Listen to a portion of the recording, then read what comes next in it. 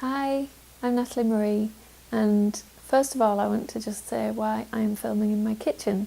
So I am a mum of two very small children, and in the daytime there just isn't really any time to do my video. So tonight I'm doing it in my kitchen, and this is where most of the light is, so there you go.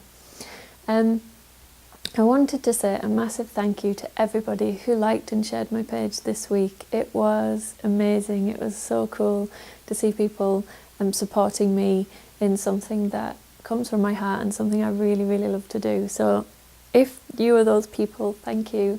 I really appreciate it. And there are a few other ways to connect with me. Obviously there's the Facebook, and if you go onto my website there's a few buttons, and there's a Pinterest page and also a Twitter account. So if you want to follow me in that way as well, you're very welcome to. And I also have on the first page of the website a little box, and it is for my monthly newsletter called Love Life. And each month you will receive from me a newsletter filled with inspirational articles and a free monthly meditation which I will write myself on the topic of the month. January is self-love and nurturing, and I really hope you'll appreciate that as much as I have appreciated making it, and I loved making it for you. So what we're going to talk about this week is setting intentions rather than making New Year's resolutions. But before we get there, I wanted to talk to you about this tiny little apple seed. And this tiny little apple seed, well, it's not actually this one because my 10-month-old daughter ate the first apple seed I was going to use, but we'll work with it. So I was eating an apple, and this apple seed fell out, and it made me contemplate what was in this apple seed and the potential it had, and the potential it had to grow into an apple that produced fruit season after season after season. And that's pretty amazing because it's only a tiny thing. And it made me think that we are all like this apple seed, if not all seeds, and within us is the potential to do amazing things and to live an amazing life. But really, we just haven't found the conditions yet. So if I leave this seed on my kitchen table, it will never reach its potential. Just the same with you. If you never find the conditions that are right for you, you will never meet your potential, and you will never have that amazing life that is waiting for you.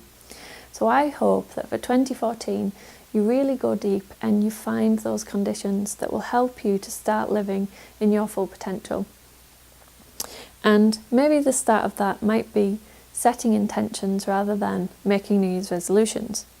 So if you're like me, you make resolutions, and probably by the first week or the second week of January, they're already broken.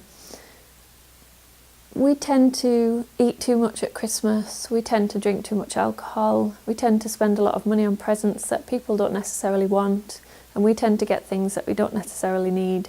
And then comes around the new year, so this year it's 2014, and all of a sudden we're raring to go, we're fed up of the way we've lived in 2013 and we want something new.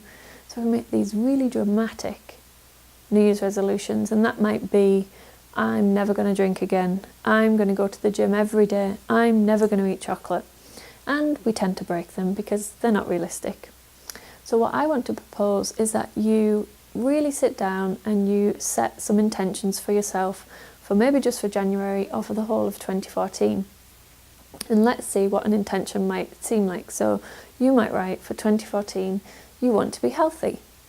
Okay, so then what does being healthy look like to you in 2014? Now, I'm not encouraging you to go to the gym every single day because it's not realistic, and I'm certainly not encouraging you to go and buy an expensive gym pass that you never use. So why not think about things that you can do that you already have in your own home? That might be a workout DVD, and there's plenty of them on YouTube as well. It might be going for a walk in nature, which is also really good for you. So exercising a bit more might be how you might show up as being healthier in 2014. What else might that look like? It might look like eating healthier. I really also don't recommend diets. I don't recommend people quitting things and not eating things, because then all of a sudden they're the things that you cannot stop thinking about. So instead, I say you flood your diet with good stuff, and then hopefully you crowd out the bad stuff. So it might be If you take microwave meals to work, it might be making some food at the weekend that you can take in to eat, which is fresh and healthy and you haven't bought it from the store. It might be just eating more fresh fruit and vegetables on a daily basis. It might be drinking more water. There's lots and lots of ways you can show up as eating healthier in 2014. Also, it might be having a healthy mind. Now, for me, my meditation practice is really vital for my survival in my family. So I have 2 small children, like I said, and I love them, but they are just balls of energy. And by the end of the day, I'm exhausted. So I need something that helps me just stay grounded and present and patient with them, because really they're just learning. And my meditation practice makes me do that. Now, I know there's a lot of people out there watching this who, when they hear the word meditation, they start to panic because they can't meditate, it's too hard, they can't concentrate, and really that's just silly, because meditation is just about being relaxed and relaxing and finding some time out from your really busy schedule. And that might be a guided meditation, it might be you just going for a walk with nobody else and just listening to the birds, and that might be all you need for that moment. Now again, let's not start, you're going to do an hour every day, because you're not going to keep that up. So how about, I'm going to do 5 minutes at the weekend, and then it might be 10 minutes, and then it might be 10 minutes twice a week. And you, like me, might find that when you start to do a meditation practice, you realise actually the benefits it has in your life, and you don't want to get rid of it, and you might want to do it even more. Okay, so that's an intention of being healthy for 2014.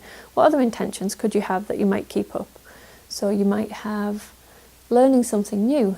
Now to me, I absolutely love learning. I love learning new stuff.